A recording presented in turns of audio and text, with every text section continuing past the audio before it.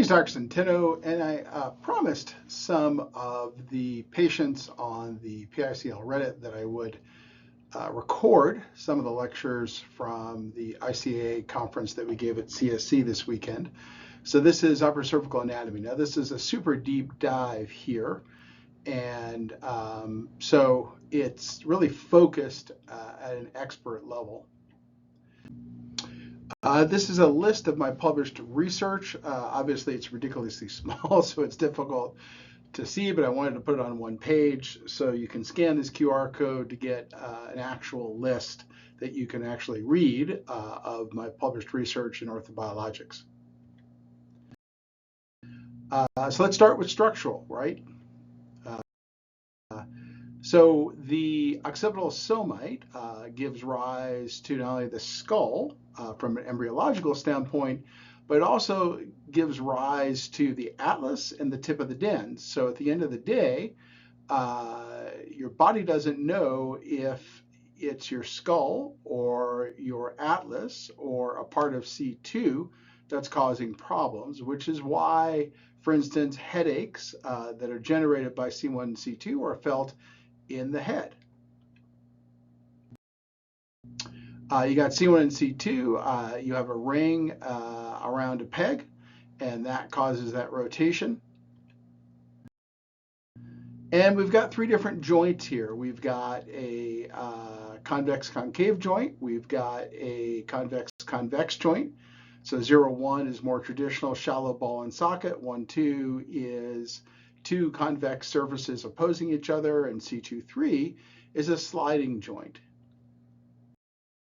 So if you look at the coronal view of C1, C2, and the occiput, as you can see, the goal is to support these forces of the head, but also at the same time, you've got basically a keystone brick system supporting two vertical arches. So if you turn one of those arches onto its side, that atlas, or C1, becomes basically like a keystone brick, which supports an arch. Congenital atlas morphologies, the bottom line is that the biggest issue is that the back of the atlas can misform or not form or actually be absent. And the biggest issue here is more from the standpoint of an injection, because if you don't have a back of the atlas, and this happens probably in 10–15% of patients, then really you shouldn't be getting any kind of blind posterior injection, because that can basically tweak the spinal cord. So it's important to know whether or not the back of the atlas is present or absent, either surgically or if the patient was born that way. As far as the congenital dens morphologies, all of them really involve lack of the dens process itself and not the rest of C2, and that's because they're all failures of the occipital somite to produce the dens portion of C2. If we look at general CCJ ligaments, going to start very general. We've got ligaments limiting flexion and extension. So in the back there, you've got nuchal, VDL, supraspinous, interspinous. In the front, you have anterior longitudinal ligament, or ALL. If you look at how the supraspinous and interspinous ligaments are connected, what's really interesting is that they're one piece. So the supraspinous ligament is connected into the interspinous ligament, which is connected into the ligament flavum, which goes then to the back of the spinal canal. And if you look at that middle picture there of the C6 dissection, you can see that's one piece. All of those are connected. And why that becomes important is if you've got ligament flavum buckling, you can tighten that ligament flavum down by just tightening down the interspinous and the supraspinous connections to the ligament flavum. Then we've got the deep upper cervical ligaments. You've got the Alar ligament there, which reaches up from the dens towards the skull. You've got the accessory ligament, which stabilizes C1, C2. Off to the right there, you've got the transverse ligament, which is the seat belt, if you will, for the dens. Cross-section of the deep ligaments from the front, you've got the SAAOL, which is really just an extension of the anterior and longitudinal ligament upwards. You've also got the AAOM from the atlas to the skull. You got the apical from the tip of the dens to the skull. Then you've got the cruciate ligament, which the transverse ligament is part of that. Behind that, and then behind that, we have the tectorial. It's called the tectorial membrane, but it's actually a pretty dense, thick ligament. And then in the back part, we have the PAOM, which is really just an extension upwards of the ligamentum flavum. One of the things to note here is that you've got these venous plexuses and these bursae that can get swollen, and we'll typically see swelling in the venous plexus area. So basically, we see swelling in this area, swelling in this area on MRI, swelling in these bursae. The bursas here, their responsibility is to provide lubrication for motion of C1 on C2 in rotation. As far as the vasculature is concerned, this area back here, it is not super vascular. These are the veins. The one area that is more vascular here is around the apical ligament.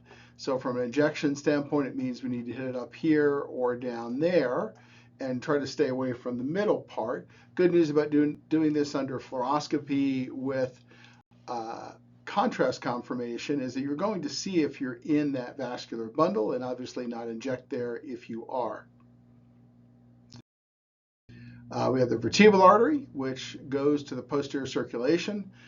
This is why every single person that injects the upper cervical spine needs to have digital subtraction angiography, and that's pretty rare out there. We don't see many providers that have DSA available on their fluoro machines. DSA allows you to see whether or not you're injecting into that vertebral artery. If you inject in the vertebral artery with little contrast, no big deal.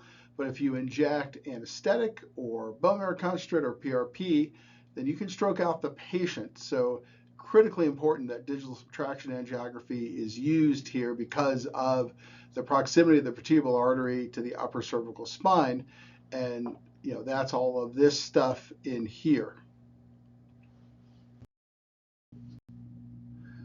This is just to remind everybody that C1, C2 rotates, and as C1, C2 rotates, it's going to stress that vertebral artery. Now, that's not a big deal for most patients, but it is possible to get vertebral artery injury in that situation. And a lot of these symptoms over here from this study are things that are associated with lots of the patients we see with upper cervical problems. But the unique one here is fainting. So if you've got a patient that's fainting and you're suspecting any sort of vertebral issue, this should get worked up with an MRA or a vertebral artery angiogram. Now let's talk about the IJV and CCI, internal jugular vein. Internal jugular vein lives right in front of C1 and C2 here. And the basic concept here is that if the internal jugular vein gets compressed, that can cause increased intracranial pressure, and that may lead to headaches and other problems. The biggest issue here is oftentimes surgeons will want to remove the styloid because that's sitting in front of the IJV. You can see here there's pressure from the C1 and C2 transverse process forward, and as that pressure gets put there, fluid can back up into the head and cause increased intracranial hypertension. The problem is that if you remove a part of this C1 transverse process or the styloid, you can destabilize the anterior cervical spine. So more on that later and in different lectures. From above, as you can see, if you get rotation of C1, you can get compression of that IJV. And this is most commonly what we see. We see C1, C2 instability that leads to compression of the IJV. Obviously, the treatment, therefore, is to try to help the instability rather than cut out the styloid or cut out parts of the transverse process. This is just to remind me to talk to you about, you can do an arteriogram here or a venogram and see the IJV, and you can see it getting kinked off with rotation. Now the question is whether or not that equals symptoms. It may or may not. So this was just a really well done image that I congratulated the radiologist on doing, that shows that you get the IJV kinking off with rotation, and then when the patient's head is forward, you don't see it. So now let's get into some muscles. Let's dive into some simple muscle anatomy. And we're not really going to get here into the overall anatomy. We'll go into that when we get to biomechanics. But the most important thing I want to highlight here are the suboccipital muscles. And these are the short muscles from C1 and C2 to the skull, or between C1 and C2. And you can tell, you don't really need a bioengineering degree to look at if the job here is holding up a bowling ball on top of a stick, i.e. the skull on top of the cervical spine. Just looking at the direction of these muscles tells you that the focus here is stabilizing the bowling ball on the stick. And the proprioception, or the position sense data coming in from these muscles, is therefore epic. These are some of the highest densities of muscle spindles, which are little position sensors, really available in the entire body. And as you can see here, inferior oblique, superior oblique, rectus capus, posterior major, minor, they're just filled with position sensors. So their job is to tell your brain exactly where your head is in space. Now your brain has other ways to get that same data. It can get that same data also from the upper cervical facet joints. So let's do now a deep dive on some of the ligaments we've mentioned.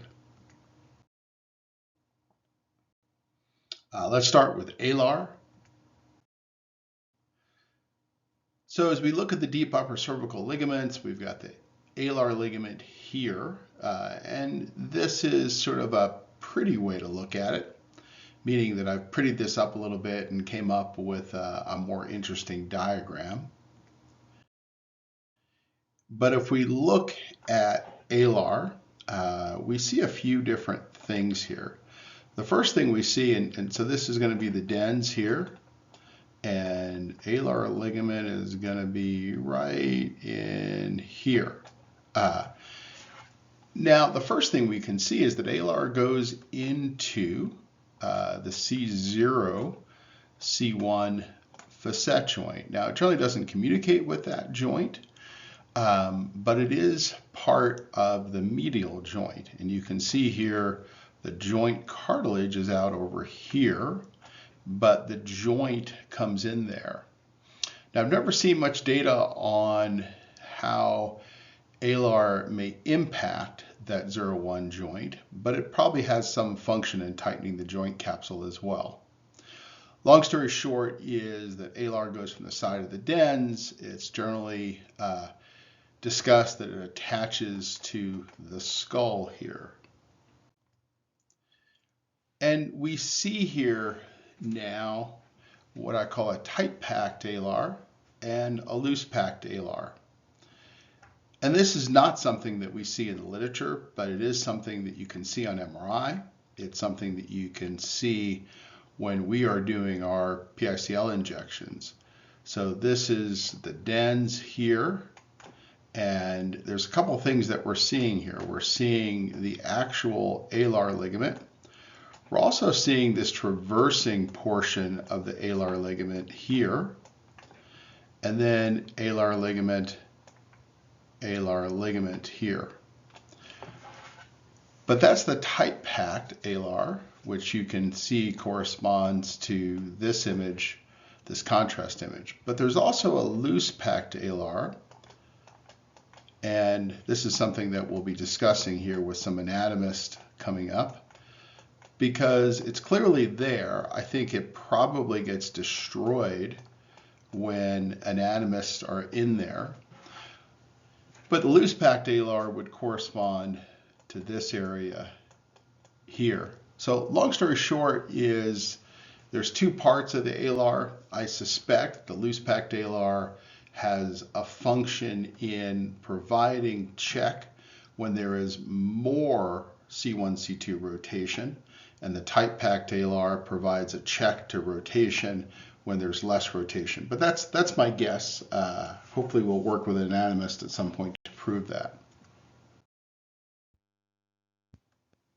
So alar ligaments, the primary function is to limit excessive rotation and ipsilateral or same side lateral bending of the head relative to the neck. The key functions and characteristics include they restrict or check rotation, they restrict or check side bending. As a secondary action, they also have some effect on flexion. And when the head rotates, one ligament tightens while the other relaxes. And what's interesting is that the orientation of the normal alar ligaments is really all over the map. You can see here they've got three different shapes: convergent, parallel, divergent. As you can see, most of them are convergent or parallel. If you look at orientation, up, sideways, down, all over the map between individuals. And if we look at whether they're symmetric or asymmetric, they're mostly asymmetric.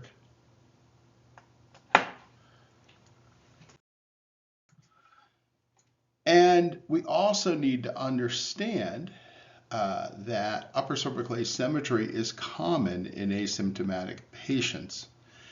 So if we look at this here, if we look at Den's position, most of the patients who don't have symptoms had their Den's position as symmetrical, but about 10 to 15% had it as asymmetrical.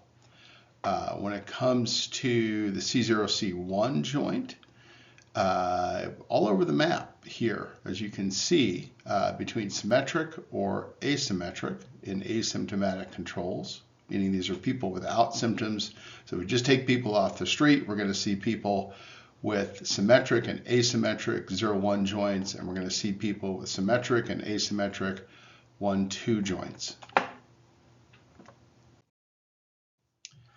And let's not forget that the alar ligament, since it reaches up from C2 to the skull, or the dens of C2 to the skull, is providing a sandwich effect, meaning if this joint here is tight, or the alar is tight, what you're going to see is who's in the middle. The meat of the sandwich, if you will, would be the atlas. So realize that the alar ligament provides this stability through the sandwich effect to the atlas itself.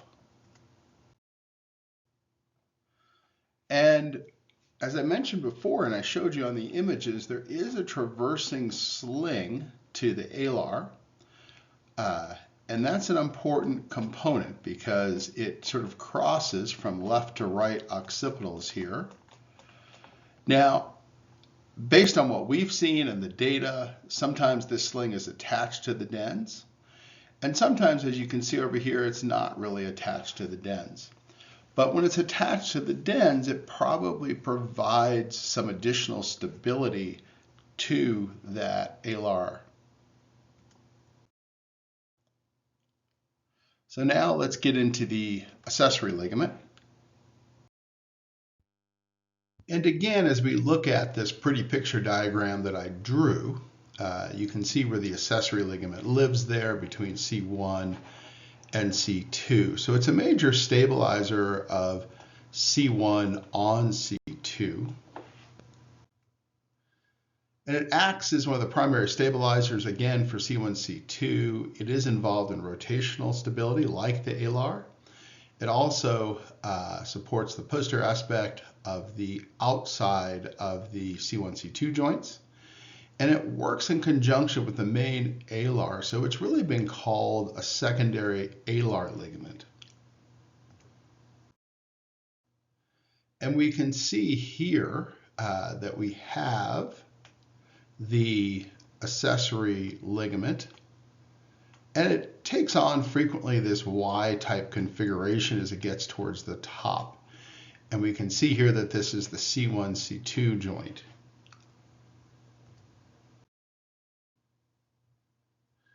So now we're going to talk about the anterior ligaments. So we're going to go in front of these deep internal ligaments to talk about the AAOL, the anterior AO, and the LOAOL.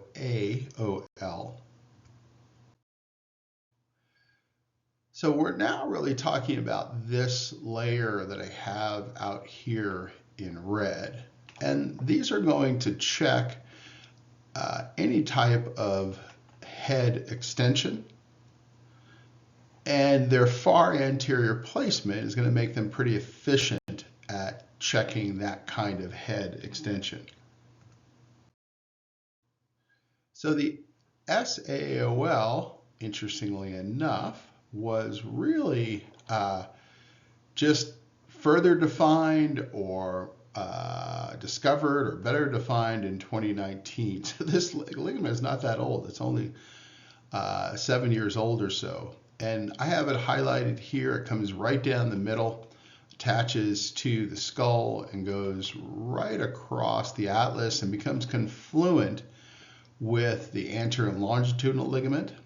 So if you want to hit the SAOL, you have to be exactly in the midline to pick that up. Then we've got what I call the anterior AO ligament, which would be literally a thickening of the capsular structures, but bigger than the capsular structures. You can see it here on the MRI. This looks hypertrophy to me. This is C0, this is C1, this is C2. And if we look here, again, we're going to see C0 and C1, and it's really a thickening of this anterior joint capsule. Now, there's no way to treat any of these ligaments without a PICL approach. It's just not possible, meaning these are not ligaments that you can access at all from a posterior approach. Then we've got the LOAOL, the lateral anterior occipital oblique ligament. And you can see here that unlike the SAOL, which would come straight down in here, the LOAOL ligament is coming laterally from that transverse process out here. One of the reasons why we don't want to do anything to the transverse process, meaning once we start taking pieces of the transverse process off in things like a styloidectomy and transverse process decompression, we are destroying the anterior stability and posterior stability matrix of the head on the neck, because that's where this ligament attaches, as well as other ligaments and muscles. So we see here that from the transverse process, it goes up to the skull, kind of obliquely here. Again, goes from the transverse process obliquely up to the skull. So it's going to be one of those ligaments that checks not only extension of the skull, but it's also going to check lateral bending of the skull because of its oblique orientation. And if we draw a pretty picture, that's what it's going to look like.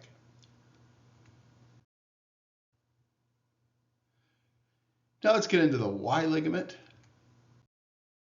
The Y ligament is really an extension of those accessory ligaments and seems to be part of the accessory ligament.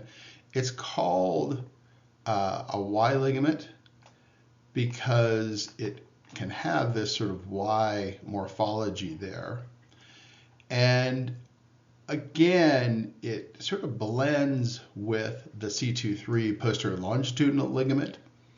So this would be the extension of that posterior longitudinal ligament coming up in the middle here that goes north past C1 and C2, just like the accessory ligaments. And you can see there, they're pointing out the accessory ligaments as well. So you've got accessory ligaments, you pull those back, and then you get to the Y ligament there. And these are just some other pretty pictures of the Y ligament. Realize again, another stabilizer of C1, C2 that lives in a place where there's no other way to get there outside of coming from the front, because we can inject through this space here in a PICL. We can inject through this space here in order to get to this Y ligament, in order to get to the accessory ligament. But you can't get there from the back because the spinal cord and other structures are in the way. So the only way to get to the accessory ligament, to the Y ligament, to all the ligaments we're talking about right now is to do that PICL anterior approach. More pictures of the Y ligament here. So now we're going to go onto the other side of the spine, and we're going to go posterior. And these are the PAOM, the posterior atlanto-occipital membrane. Really not really a membrane, it's really a ligament. The vertebrodural ligament, or VDL, the myodural bridge, and the rectus capitis posterior minor. So really, these are the things now in the far back. So we talked about the front, now we're talking about the back. So what's really interesting here is that many years ago, some authors dove into something they were seeing. These were neurosurgeons. They would cut through the rectus capitis posterior minor muscle in some of the surgeries they were doing, and they would notice that many times patients' headaches would go away. And so they went to the lab, the cadaver lab, to see why that could be. And they found that the rectus capitis posterior minor, this isn't a great picture because they only have some of the muscle here. It does attach to C1 like everyone thought, but it also extends past C1 and it pulls directly on the dura. This is the dura back here where you see those white arrows. So rectus capitis posterior minor attaches to the C1, but it also attaches to the dura. And there's a lot going on here. Now this picture is reversed now, so now we're coming from the other direction. So we now have this being posterior and this being anterior. And we have our rectus capitis posterior minor. You can see right here, it attaches into the dura, but also see that the nuchal ligament itself is also involved here. Nuchal ligament being the broad, easily accessible ligament that goes from C1, C2 here up into the skull, but also that there's this vertebral ligament that has pieces that it also attach into the dura, or the covering of the spinal cord. Again, what's important here is I keep saying the word dura, right? Dura, dura, dura. What does that mean? The dura is the covering of the spinal cord, and it's pain sensitive. So it's critical that all of these different structures are attaching into the dura, because that can be associated with headaches and other types of pain syndromes. So let's look at the tectorial membrane. So now we're going to go forward again. So we were just talking about this space back in here, the PAOM, and the dura and all the things that jack into the dura, right? So we have the PAOM, which is the posterior atlanto-occipital membrane, which was part of what we were discussing. And we have all these different things that jack into the dura in the back here. But now we're going to go up front again. And as we go up front to the front of the spinal canal, to the anterior, so this is anterior, this is posterior, we're going to get into the tectorial, quote, membrane. It's not really a membrane. It's an extension of the posterior longitudinal ligament that comes all the way up. And we see here that it would check the ability of C2 to move backwards into the spinal canal, as would the transverse ligament and the cruciform or cruciate ligament that live here. So it's a check to C2 going backwards into the spinal canal.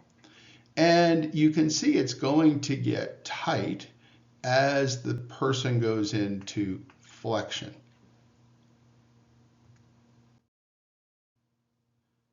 And here we can see this tectorial membrane. We can see just a ghost-like image underneath it, that cruciform or cross-shaped ligament of which the transverse ligament is part. So we can see that it overlays as we're looking backwards here. So just so you can orient here, this is what it would look like if we were sitting in the spinal canal looking forward. This is what we would see. We would see this tectorial membrane, not really a membrane, strong ligament. That tectorial membrane is going to be up in here. So we see this tectorial membrane. If we could see through it with X-ray vision, we would see that cruciate ligament. And then this turns into the posterior longitudinal ligament down here, but it's all really one structure. So as we look at this tectorial membrane, we see a few different interesting things here. We see that it's got a middle portion in here, but we also see that it's got these lateral bands to it as well, right? So it does more than just check the dens from going to the spinal canal. It actually is also providing some lateral stability to that area with these lateral bands. Now let's get into the transverse ligament. We've talked about it a few different times here. This is a big, important one because of the fact that it's one of the strongest ligaments in the body. So the transverse ligament here acts as the seat belt for the dens. This is the dens portion of C2. And again, it's going to be the major check because it's a very strong ligament for the dens wanting to go back into the spinal cord and medulla. That's important, right? Because if for some reason the dens would go in this direction, it would cause a spinal cord injury. And therefore, it's one of the reasons why it's one of the thickest ligaments that you have in the upper cervical spine. Also realize, importantly, that C1, C2 rotation happens around that dens. So as the atlas rotates on the axis, or C1 rotates on C2, this is the pivot point. So we can see here just how thick this ligament is. It's thick and beefy, kind of like the alar ligaments are thick and beefy. You can see it here. This is the dens, and it's acting as the seat belt for the dens. Now realize here we're looking from the back towards the front. The head has been removed. So this is anterior here. This is posterior. And so we're looking from the back into the front.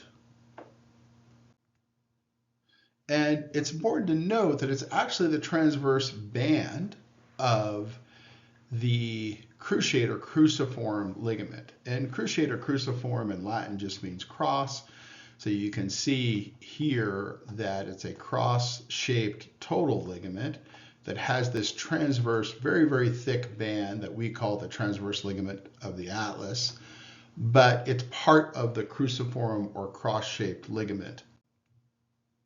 Now, transverse ligament functions, it stabilizes the dens, it's the seatbelt for the dens, it prevents C1, C2 instability, so it's preventing anterior movement of the atlas on the axis, or C1 on C2.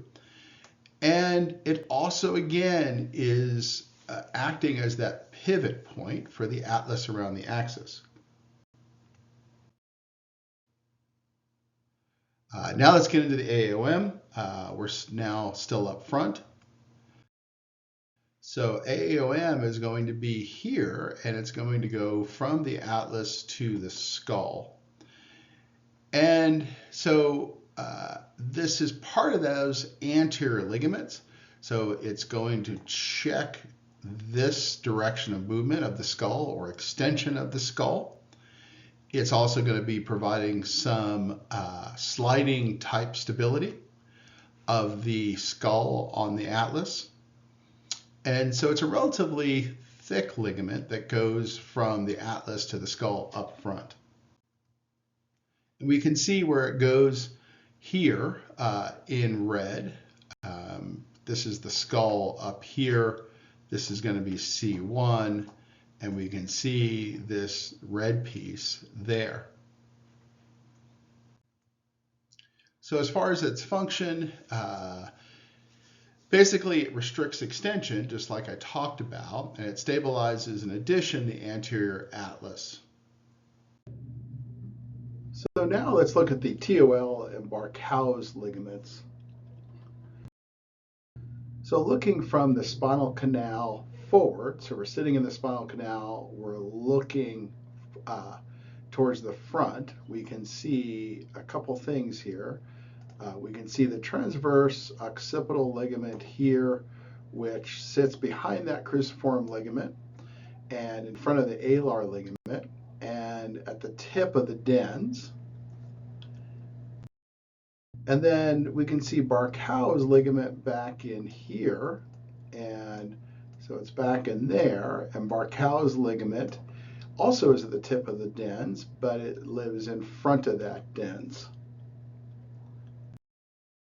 Now, if we reverse our view, and now we're looking from the front back, we can see the transverse occipital ligament in yellow here, that again is at the tip of that dens, and it sits behind the dens.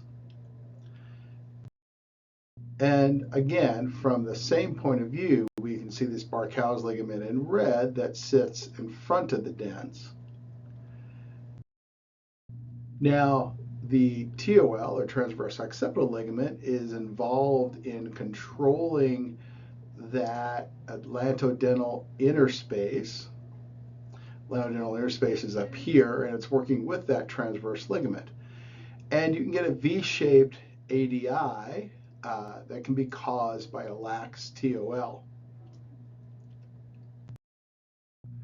Barkow's ligament checks extension at C0C1, and so as the C0C1 joint extends, this ligament is often adherent to the AAOM, and it controls the posterior slide of the occipital condyles. So let's get into MRI anatomy. Now, this is a 2017 paper that talks about whether or not you can see these ligaments easily on MRI. And, you know, you can see the tectorial membrane, the alar ligament, the transverse ligament with the right type of MRI. Many times you can't see them on routine MRIs, but you can see them if you've got a very specific cranio-cervical junction MRI. Sometimes we don't see the apical ligament. Sometimes we don't see other ligaments like transverse occipital or Barkow's ligament. And we can see most of these others, the nuchal ligament, the PAOM, etc. Now, what's interesting is if you look at the stability contribution here, you've got tectorial membrane, which is very important. We can inject that through a PICL. You've got the alar ligament, which is very important. We can inject that through a PICL. And you've got the transverse ligament, which is very important, and we can inject that through a PICL. Now, interesting here, when you get to things like capsular ligaments, which are often talked about by the prolotherapist, they're not as critical to stability, but they have some function, so we can inject those as well. So interesting that many of these ligaments that you would get from the back here, so let's say this is an easily injectable one here with prolo, like the nuchal ligament, have less of a stability contribution than the deep upper cervical ligaments that we treat with PICL, tectorial, alar, and transverse ligament. So these are some MRI pictures. You see here alar ligament, or what I would call the dense band of the alar ligament on MRI. Again, this is a highly specialized MRI. This is not your routine neck MRI. This is going to be a highly specialized, specifically ordered MRI to show these ligaments. And it's actually going to have a head coil, something that looks like a football helmet, rather than a neck coil. So you can see here alar ligament as well. This is C2 here. This is C0, or the occipital condyle, just so you can get oriented. Alar ligament, alar ligament, alar ligament, alar ligament, alar, alar. Now here, actually what these guys are showing, and this is an older MRI study, but they're showing what we would call the loose band of the alar, and they're claiming that this person doesn't have an alar. So I just don't think they caught it. And I think this is a confusion that we hope to change once we start working with an anatomist, that there is a dense band of the alar and a loose band of the alar. Here we can see an apical ligament, which are hard, they're hard to catch. This is C1, C2 facet joint here. Here we see this is the dens, and then we can see that we have a pannus back here, which is just swelling in the bursa. And here we have the dens, they're calling it the odontoids, that's why it's an O. And this is the transverse ligament, again, the transverse ligament. And then here we see the alar ligament here with some of its traversing band. Now, it's important to note that one of the reasons why we don't rely on static MRI is because it's common to see MRI signal changes in asymptomatic individuals, people who don't have symptoms, people that we just pull off the street, who are living their lives, have no problems. So as you can see here, if we're talking about a joint diffusion, meaning swelling in the joint, the good news, if we're trying to find pathology, is that the vast majority of patients don't have swelling in C0, C1. So if we see swelling in C0, C1, which is really what this is talking about, the C0, C1 joint, then we can bet that it's probably abnormal. But if we're talking about swelling in the C1, C2 joint, that's going to be more hit or miss, because we see a lot of asymptomatic people that have swelling in the C1, C2 joint.